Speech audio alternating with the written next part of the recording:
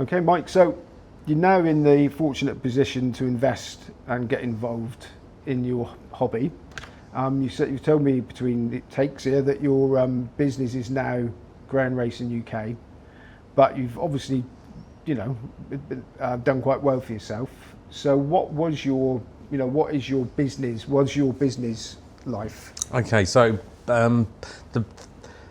I started a business from my front room in 2005 and developed that into something that we sold in 2022, and it was all around employee benefits. So where you're working for an employer, the things around your employment package, be it your pension or be it your benefits you're getting as part of that. You might have an employee assistance program, a 24/7 mental health support environment. We used to run those, particularly for the NHS. So my background was in the NHS as a director, and I founded that business because I saw a business opportunity to look after people. So looking after people who are employed in the NHS. Okay, so in 20 years, you went from your kitchen table to the position where you're in now. Successful businessmen, everybody wants to know what their secret was. I mean, there's a lot of people try to start a business, and a lot of people don't become very successful. So what would you attribute your success to? Probably being determined and a bit stubborn to start with, carrying and having the foresight to think of an idea or a niche that could be developed, and then putting a team in place that supports you to deliver that with the same agenda, the same goals, the same drive. And so once you've got people hooked up onto an idea, it's a lot easier to deliver than just one of your own. So establishing the idea, establishing the team, and just going hell for leather around a vision. Was it the first business you'd ever started? It was the first one I'd ever started, but I have been involved in quite a few others. And so I know how to make a small fortune out of running a microbrewery, and that's start with a big big fortune, because... So it's about bookmaking. Yeah, exactly the same. But yeah, I've had my fair share of failure, but they are just all learning experiences to me.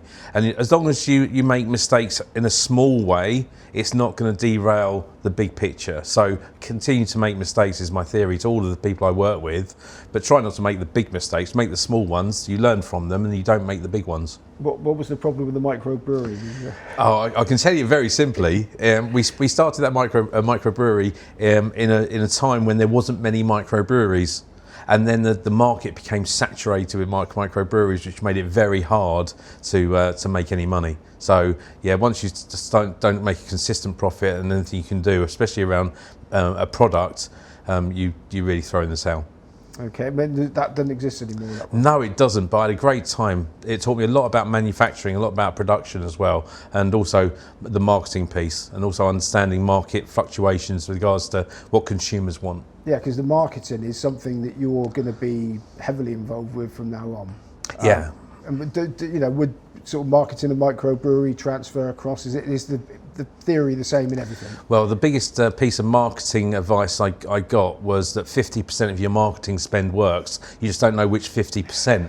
So for me, it's all about understanding. The microbrewery taught me a lot of that, but more in the employee benefits business. We were marketing to 1 million or 1.5 million NHS employees. It's understanding what do they want, how can you deliver that, and keep the message rolling. So segment your audience into understanding what they want, and then making sure they get the targeted messages around those needs. Okay, now we've already mentioned this. We're going to call the Ground Racing your hobby, but also your business now as well. Yeah. Does your business brain and your passion for the sport ever come into conflict? Yeah, I'd probably say yes. For me, my passion for greyhound racing is a legacy from my parents, and for me to leave a continued legacy of making sure that greyhound racing is strong as a sport that is supported, my business brain does take away from me, and a lot of people come to me and turn around to me and say, "Oh, you're mad putting all this in," but we thank you for it. But you're a bit mad, aren't you? Because what comeback are you gonna get? I said, well, this isn't for profit. This is a not-for-profit exercise anyway, and somebody's got to stand up and do something, and so that always plays between your head and your heart. And so usually if I've got an idea that I want to do, I'm stubborn enough to actually continue, even though the brain sometimes says, maybe you shouldn't do this, Mike. My heart's in it. Now, I've listened to a few podcasts and things that you've been involved. You've sent me sort of to do my research. I'm hoping that there'll be a newer audience as well watching this. So you're going to be going back over old ground for people that have listened to them. But can you go back to your beginning and tell us? You said that your mum and dad worked in. Well, I know they worked in kennels. Can you give us a bit about your background and what the spark was that ignited your passion for the game? Well, I've always been around greyhounds. My mum and dad met in kennels, 1962 in Northaw, the old White City kennels, and since they met there and I came about, they've always been breeding greyhounds. They were owning greyhounds. We were at White City, at Wimbledon, and my dad, before he died, was still following avidly. He would buy the Racing Post every day just to follow where greyhounds were going, not just mine, but just in general. So we always had greyhounds around, bred greyhounds, reared greyhounds. So that's always been there for me. Now, a lot of people have parents that have got a passion, and quite often the natural reaction is, especially for youngsters, to rebel against that. So there must have been something about it extra than the fact your mum and dad were into it that drew you in. I mean, what was it? What was it that got you passionate about it? Well, the animals, really. I've always been around animals, and I love animal sport. So making sure animals are honed athletes to provide their best performance. And so I was never good at performance sports myself. So the best I could do, I think, was to have something around that we could admire from their performance. Now, I looked at the Greyhound Racing UK site, which I thought was quite impressive, and covers welfare and homing aspects of the sport as number one, is what you call the core pillars.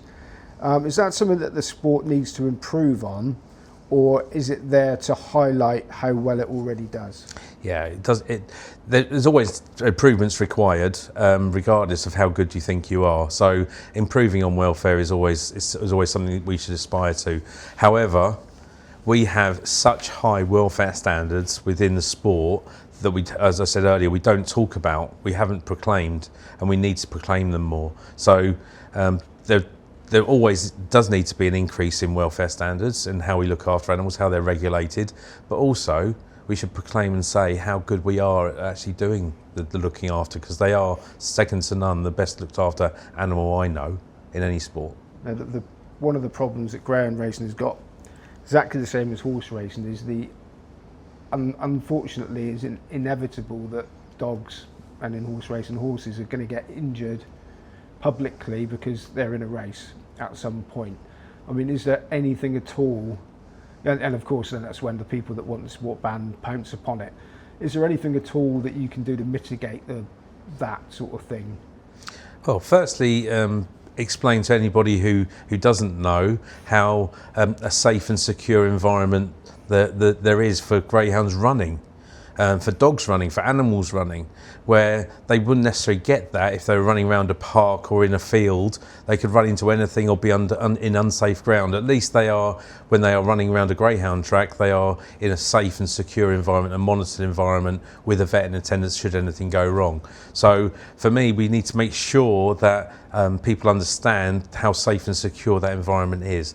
If people are going to come up with an agenda where injuries come into it, who counts the injuries when a dog goes to a vet that's been running around a garden and run into a fence post? No one monitors those injuries. How responsible is that owner for letting a dog run into a fence post? Well, what injuries are counted there? We count every injury that happens on the track.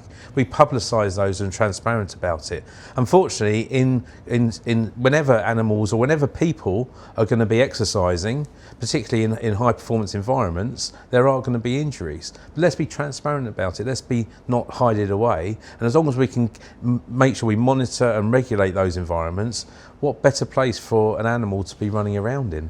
And you've been very upfront with that, because as I say, it's number one in your core pillars. What other things are you highlighting about the sport? Okay, so certainly the first one has got to be our welfare environment and making sure people know about that. The second one is for greyhound racing, let everybody know what sort of great sport it is to attend and watch. It's so exciting, so exhilarating. For me, that's what keeps me involved, is watching high performance athletes going against each other and in a competitive environment to show actually this is high performance sport in its own right.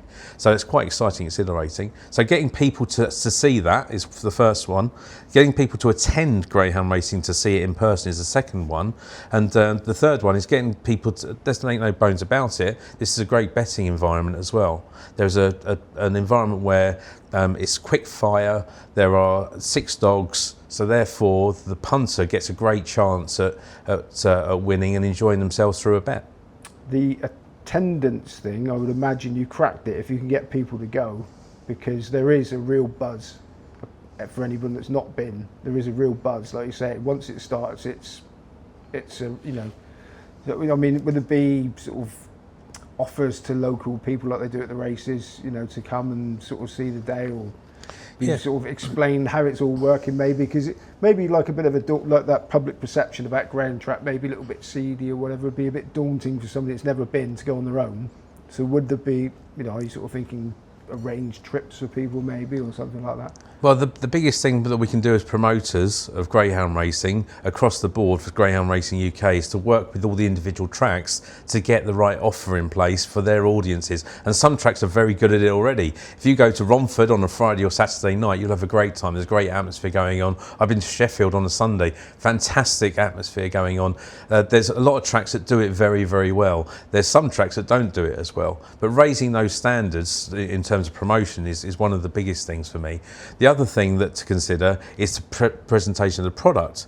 So there's a variety of ways we can innovate in presenting greyhound racing, whether it be to somebody who just wants to go and see and admire the greyhounds in action, trackside, but there's a whole young audience that I don't think we've tapped into. There's an untapped potential for celebrating what young people like to do, which is a great atmosphere, a great party.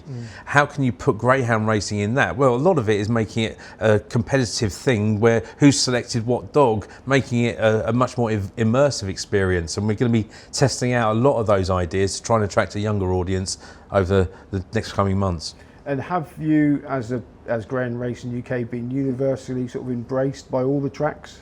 Yeah, everybody in the greyhound world, greyhound community, has embraced what we're trying to do. We've gone in there with an approach that says we're here to do it together. Together we win is our strapline, is what we want, is our mantra. And so therefore, what we've tried to do is make sure everybody goes in there understanding that we're not there to threaten, we're there to help. Whether it be through advertising, promotion, whether it's through broadcasting, whether it be through promotion of the whole sport.